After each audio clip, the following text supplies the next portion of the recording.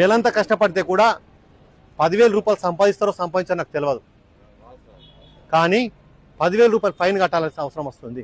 ఎందుకు అంటే ఈ 10,000 అనేది గుర్తుండన్నా తాగడం బంద్ చేస్తారన్న, తాగి బండి నడపడం బంద్ చేస్తారన్న ఆశతోని మేము ఇదంతా చేయడం అనేది జరుగుతుంది. అర్థమవుతుందా? ఇక నుంచి తాగి బండి నడుపుతారా?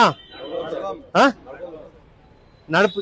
మీ ఇంకోటి తెలవాలా, తాగి బండి నడిపితే ఫస్ట్ సారి దొరికితే ఓకే, సెకండ్ సారి దొరికితే 15,000 రూపాయలు. ఇప్పుడు 10,000 కదా, 15,000 మేజిస్ట్రేట్ గారు వేస్తారు. దాంతోపాటు 2 సంవత్సరాలు జైలుకు పోవాల్సి ఉంటుంది. అర్థమైందా? సార్ మరి ఎట్లా తెలుస్తా సార్? ఇప్పుడు చెప్తున్నా దొరికినా మళ్ళీ ఫైన్ కట్టేసుకుంటున్నాం కదా సార్. కాదు, మీరు ఆధార్ కార్డు ఇస్తున్నారు కదా మాకు. ఆధార్ కార్డు ఇస్తుంటే ఏమవుతుంది? మీ డాటా ఎంటర్ అవుతుందా లేదా? మరి ఇంకొకసారి మీరు దొరికిండ్రు అంటే ఆటోమేటిక్గా మా ట్యాబ్లో చూపిస్తుంది. నీ పేరేం పేరు? కనకయ్య. ఒకసారి దొరికిండు, ఇంకోసారి దొరికిండు అని చెప్పేసి ఆడ పప్ప వస్తుంది. కనకయ్యను పట్టుకుంటాము. కనకయ్య రెండోసారి దొరికిండు అని చెప్పేసి ఏం చేస్తాం? కోర్టులో మెజిస్ట్రేట్ మేడం ముంగటేస్తాం. అప్పుడు నీకు 2 సంవత్సరాలు జైలు అన్నా 15,000 రూపాయలు ఫైన్ అన్నీ వేస్తారు.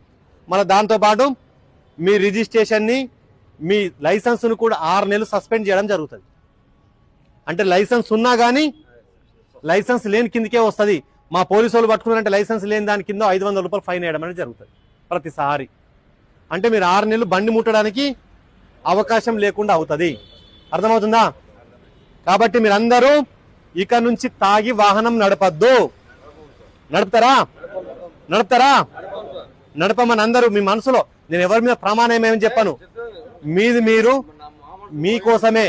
మీరు ఏమనుకోవాలా? పొరపాటున కూడా ఇక నుంచి తాగి వాహనం నడపము అనుకోవాలి.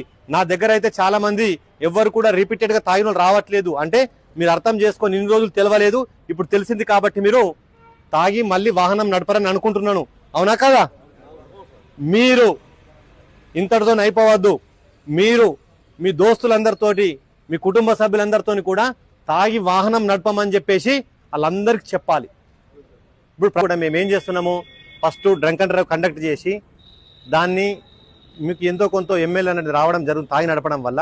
దానివల్ల 10,000 రూపాయల జరిమానా విధించడం జరుగుతుంది. ఎందుకు? తాగి నడపడం వల్ల యాక్సిడెంట్లు జరుగుతున్నాయి. అర్థమవుతుందా?